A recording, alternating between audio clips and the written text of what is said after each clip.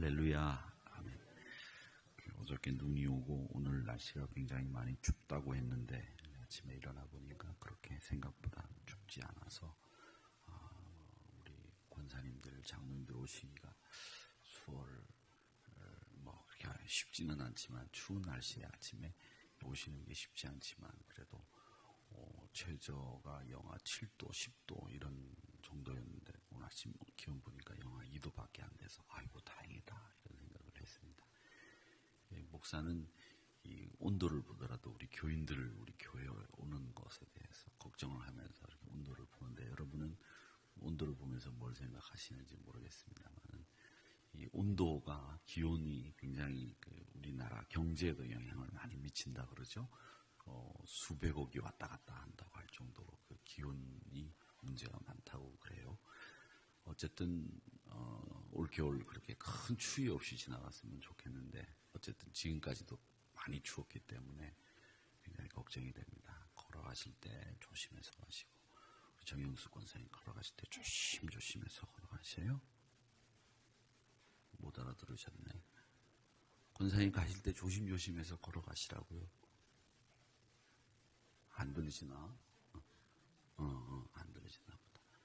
나중에 얘기해 주세요. 제가 권사님 걱정 많이 했다고. 말하고 난데 또 상대방이 이렇게 반응이 없으니까 굉장히 썰렁해지는데. 마가복음 13장을 소묵시록이라고 합니다. 소묵시록. 그러니까 요한계시록의 축약판이라고 얘기를 합니다. 요한계시록은 전체가 묵시록이라고 한다면 이 마가복음서에는 이 13장이 묵시록이라고 보면 됩니다. 계시록이라고 보면 되겠죠.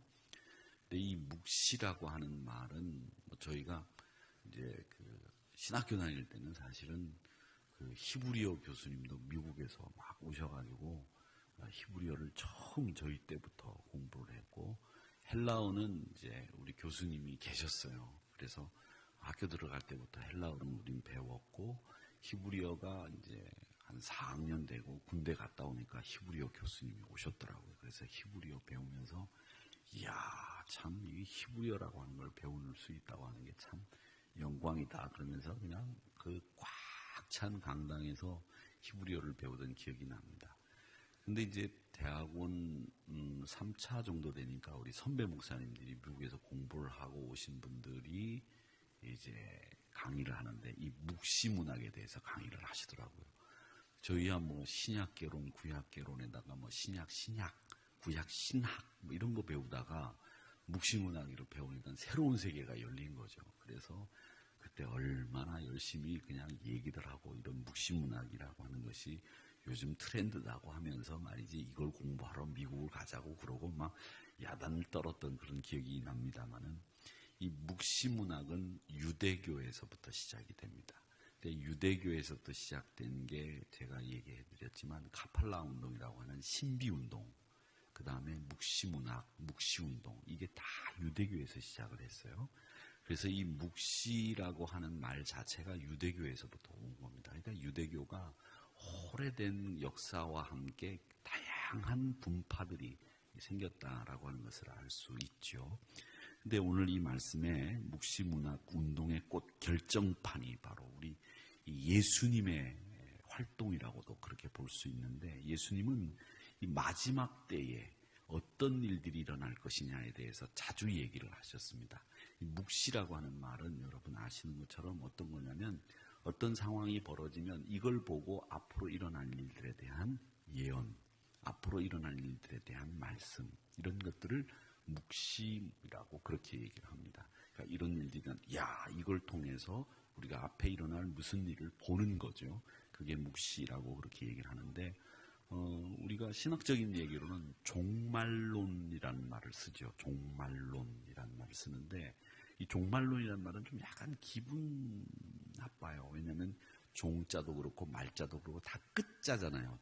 끝날 끝말이잖아요. 그러니까 종말론 그렇게 얘기를 하면 이게 모든 게 끝나는 거다. 그리고 실제적으로 개인의 종말이 있고 우주의 종말이 있고 하나님의 심판이 있게 되는 그때를 종말이라고 그렇게 하기 때문에 죽음과도 연관이 되는 말입니다. 그래서 종말이라고 하는 말보다는 묵시라고 하는 말을 많이 쓰는데, 이 묵시라고 하는 말, 종말이라고 하는 말은 또 누가 제일 많이 쓰느냐면 이단들이 제일 많이 쓰는 말이 묵시 종말이라는 말을 이단들이 잘 많이 씁니다. 사이비 종교들이나 또 비이성적으로 비합리적으로 얘기하는 그런 집단들이 광기를 보이면서 쓰는 말들이 종말이라고 하는 말인데, 이 종말이라고 하는 말과 묵시라고 하는 말을 우리가 정확히 잘 알고 있어야 되겠다라고 하는 겁니다. 이 묵시서 예언서라고 불리는 이 마가복음 13장은 뭘로 시작하느냐 하면 성전이 완전히 붕괴된다라고 하는 말씀으로 시작을 합니다. 제자 중에 하나가 물었습니다. 뭐라고 물었느냐면 이렇게 얘기를 합니다. 제자 중 하나가 선생님이여 보소서 이 돌들이 어떠하며 이 건물들이 어떠하나이까 이렇게 물으니까 예수님의 대답이 돌 하나도 돌 위에 남지 않고 다 무너뜨려지리라 이렇게 이야기를 합니다. 근데 그 성전이 어떤 성전이었느냐 하면 이스라엘 백성들이 제일 소중하게 생각하는 성전이잖아요. 이스라엘 백성들이 바벨론 포로로 끌려갔다가 와서 수룹바벨 그리고 느헤미야 그 유명한 선지자들과 지도자들과 함께 다시 재건한 것이 하나님의 성전이잖아요. 근데 그 성전을 이스라엘 사람들이 굉장히 자부심을 가지고 바라봤고, 또 헤롯, 예수님이 태어날 당시에 헤롯 대왕이라고 하는 사람이 이 성전을 금을 많이 발랐어요. 금을. 근데 그 금이 지금 아무것도 없어요. 금을 많이 발랐고, 지금 그 성전 자리에는 이슬람 성전이 있고 그 성전 뚜껑이 금으로 돼 있어요. 그래서 여러분 성지 사진 보면 예루살렘 성지 가운데 성전산에 보면 이렇게 성전이 보이는데 그건 이슬람 성전이고요. 그 이슬람 성전 위에 돔이 금으로 덮여 있습니다. 그 금으로 덮여 있는 금이 제가 지금 기억하기로는 한 34kg 정도 금이 이렇게 덮여 있다고 그러는데, 그거 끌어냈다가는 큰일 난다고 합니다. 어쨌든 지금은 이슬람 성전이 되어 있는 그 성전을 이스라엘 사람들은 자부심을 가지고 바라봤어요. 수룹바벨 그리고 느헤미야 그리고 많은 선지자들, 학계 선지자도 거기에 포함되겠죠. 이런 선지자들이 와서 이스라엘 백성들을 독려해서 포로 생활에서 아무것도 없는 상황에서 성전을 재건했습니다. 그런 성전을 자부심을 가지고 바라보고 있었는데 예수님이 뭐라고 말씀하시냐면 그 성전을 바라보면서 돌 위에 돌 하나 남지 않고 다 무너뜨려지리라 이렇게 이야기를 했다라고 하는 겁니다. 유명한 요세푸스라고 하는 기독교 역사가는 그 성전을 어떻게 이야기를 했느냐 하면 이렇게 얘기합니다. 그 성전의 외부만 보더라도 눈으로 보는 사람이 감탄할 정도로 멋진 금판으로 덮여있는, 해가 뜨면 금판에 빛이 반짝거리는 것을 똑바로 바라볼 수 없을 정도였다라고 그렇게 이야기를 합니다. 그런데 그 성전이 솔로몬 성전하고 비교를 하면 정말 비교가 되지 않을 정도였다고 해요. 그러니까 솔로몬 성전을 만약에 봤다고 하면 얼마나 놀라운, 얼마나 감탄을 자아낼 만한 건축물이었는가라고 하는 것을 우리가 알 수 있는데, 정말 그렇게 자부심을 가지고 바라보는 성전을 예수님은 돌 위에 돌 하나 남지 않고 무너뜨려지리라 이렇게 이야기를 했습니다. 헤롯이 이 성전을 재건하고 개축하고 증축하는데 80년이 걸렸다 그래요. 그래서 헤롯이 죽고 난 뒤에도 그 일이 이루어졌다고 하는데, 이게 AD 60년에 로마가 점령을 하잖아요. 그리고 난 뒤에 예수님이 돌아가시고 AD 70년경에 로마가 쳐들어옵니다. 왜 쳐들어오냐면 유대가 반란을 일으켜요. 그렇게 반란을 일으킨 걸 진압하기 위해서 두 차례에 걸쳐서 로마군이 들어와서 예루살렘을 그야말로 돌 위에 돌 하나 남지 않고 다 무너뜨려 버립니다. 그리고 난 뒤에 남은 게 딱 하나 있는 거죠. 그 남은 게 서쪽 벽만 남아 있습니다. 그걸 우린 지금 통곡의 벽이라고 부르는 거죠. 서쪽 벽 하나만 남은 거예요. 그 당시에 모든 게 다 돌 위에 돌 하나 남지 않고 없어져 버렸다라고 하는 겁니다. 자, 그러면 이 소묵시록에서 성전이 붕괴되는 이 말씀을 왜 제일 먼저 했겠느냐? 이걸 우리가 생각해 봐야 되겠죠. 소묵시록에 왜 성전 붕괴의 예언을 예수님이 제일 먼저 하셨을까? 그건 이유가 하나 있습니다.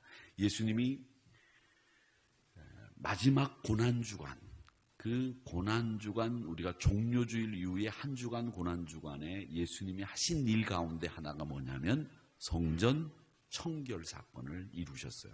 성전에 들어가셔서 상을 엎으시고, 돈 바꾸는 사람들의 상을 엎으시고, 그 다음에 장사하는 사람들을 내쫓으시면서 우리 아버지의 집은, 하나님의 집은 만민이 기도하는 집이다, 이렇게 말씀하시면서 성전을 청결하게 하시는 사건을 벌이시죠.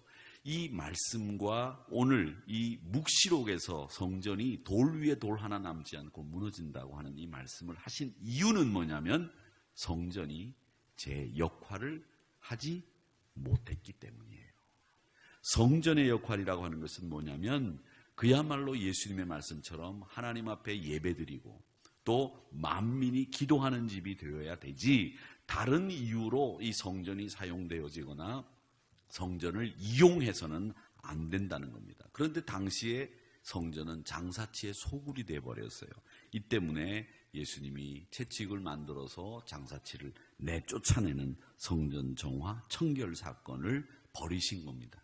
그러니까 이 말은 뭐냐면 우리 신앙생활에 있어서 제일 중요한 건 뭐냐면 본질이라고 하는 거예요. 본질.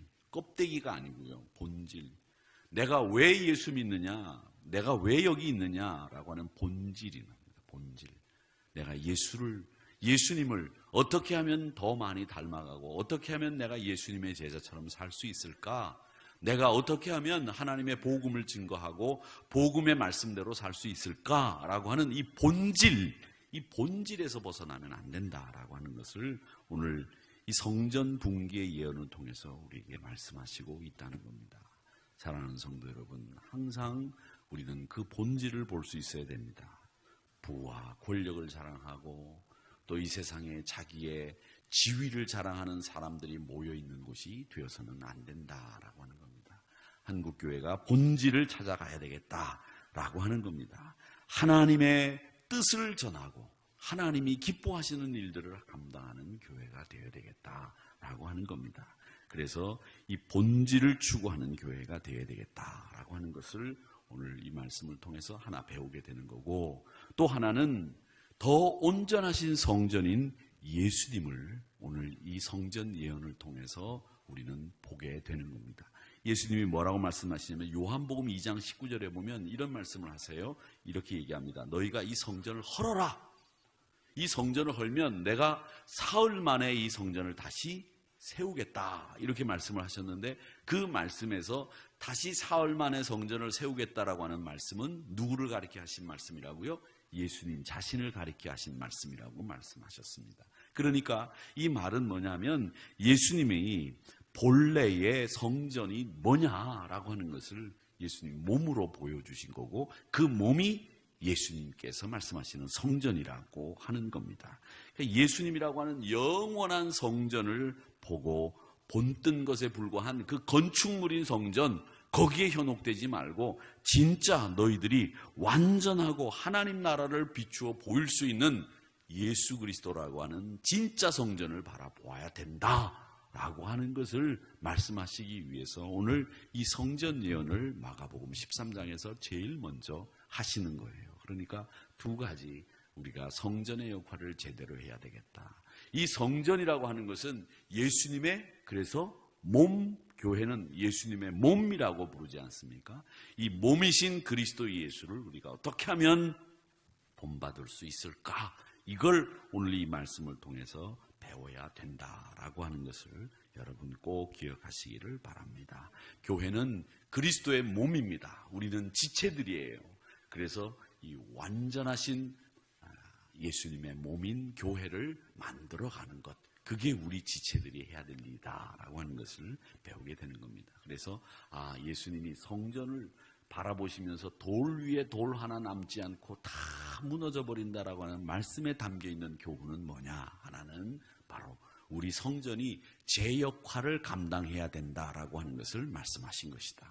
우리가 해야 될 역할들이 뭔지, 그리고 여러분들이 2018년도에 받은 그리고 직분들을 어떻게 감당해야 되는지, 이런 것들을 꼭 생각하시면서 하나님께서 온전한 성전을 만들어 가기를 원하시는 그 기쁘신 뜻을 깨달아 아는 저와 여러분이 되시기를 바라고, 또 온전하신 예수님 그분을 따라 살아가는 저와 여러분이 되시기를 주님의 이름으로 축원합니다.